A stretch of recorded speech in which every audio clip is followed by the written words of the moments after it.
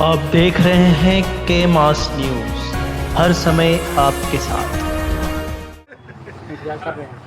सचिव जी आर शुक्ल, प्रदेश प्रभारी क्रांतिकारी पत्रकार परिषद। बंधुओं, आज जौनपुर के ब्लॉक खुटहन के सभागार में प्रदेश के अनेक जिलों के पत्रकारिता जगत के जुड़े और क्रांतिकारी पत्रकार परिषद के पदाधिकारी गण, जिनका अभी हाल में चयन हुआ था, उनका शपथ ग्रहण समारोह और होली मिलन समारोह दोनों का आयोजन था।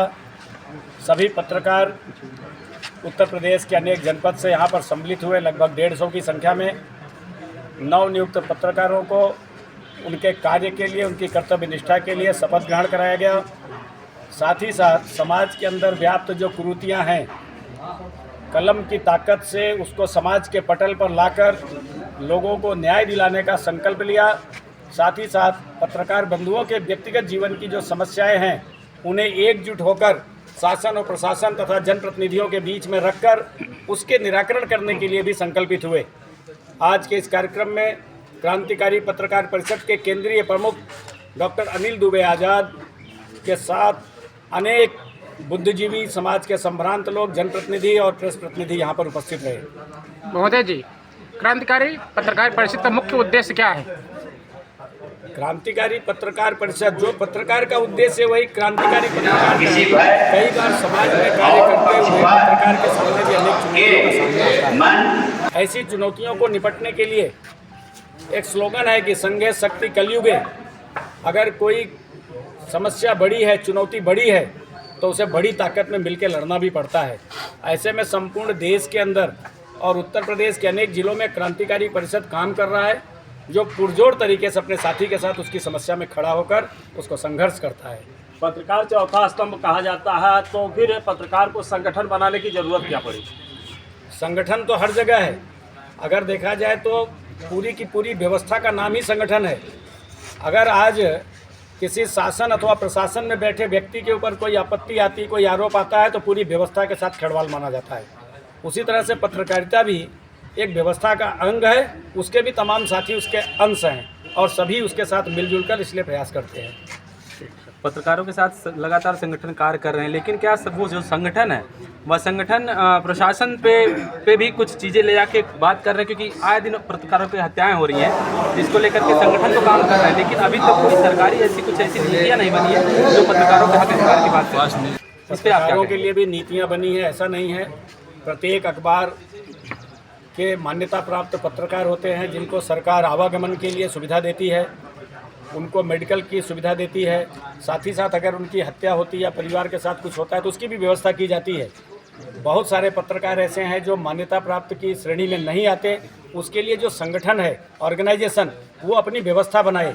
और जैसे बहुत सारी संस्थाएं स्वयंसेवी संस्था के रूप में कार्य कर रही है, वैसे ही 100, 200, 1000 लोग मिलकर अपनी स्वयं की व्यवस्था करें कि किसी पत्रकार के साथ अगर कोई अपरिहार्य कारणों से कोई घटना, दुर्घटना होती है तो सब मिलकर उसका सहयोग कर सकें। धन्यवाद।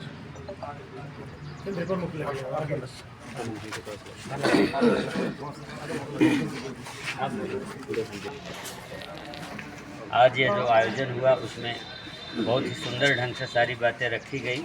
जैसा कि आप लोग जानते हैं, पत्रकार चतुर्थ स्तंभ लोकतंत्र का कहा जाता है, लेकिन यह तभी संभव है जब पत्रकार भी पत्रकार की तरह रहें और पत्रकारिता का स्तर न गिरने दें। और कोई सवाल पूछना है भाई? बस ठीक। केंद्रीय प्रमुख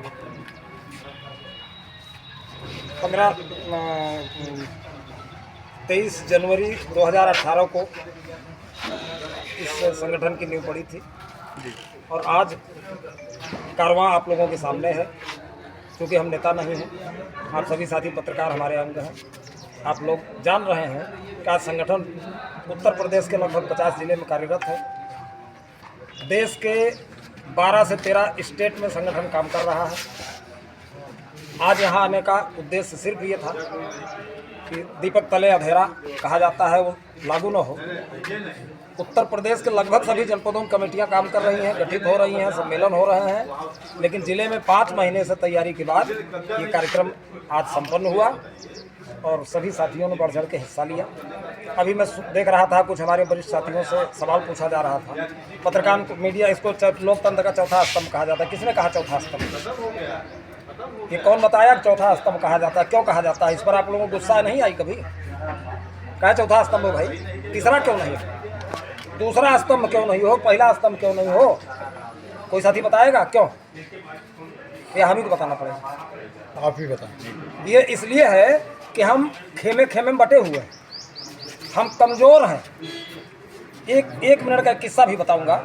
जब आप पढ़ते रहे होंगे, जो बच्चा सबसे खुराफाती होता था वो पढ़ने वाले बच्चे के बगल में जाके बैठता था और उसको धक्का मारता था, और किसको फला अपनी गोल बैठाता था, और वो पढ़ने वाले बच्चे को जिसको डिस्टर्ब करने जाते थे वो धक्का मार के बेंच से बाहर कर देते थे। आपकी वही हाल हुई है। जो भी कार्यपालिका, विधायिका, न्यायपालिका जो भी ये गिरोह बंद होकर के काम कर रहे हैं, आप लोग गिरोह बंद जब तक नहीं होंगे, जब तक आप एकजुट नहीं होंगे, मजबूत नहीं होंगे, अभी तो चौथा है, चौथे के पायदान से 5वें तक चले जाओगे, आपकी गिनती समाप्त हो जाएगी। इसलिए पत्रकारों को जागने की जरूरत है। दुनिया का सबसे जागरूक जीव जो होता है वो पत्रकारिता में आता है और हम सबसे ज़्यादा जागरूक हैं। इसलिए हम नहीं मानते कि हम चौथा स्तंभ हैं, और हम तब तक लड़ाई लड़ेंगे जब तक कि ये तीनों स्तंभ मिल करके हमको प्रथम स्तंभ नहीं बना देंगे, हमको प्रथम स्तंभ का सम्मान नहीं मिलेगा, तब तक क्रांतिकारी का आंदोलन जारी है।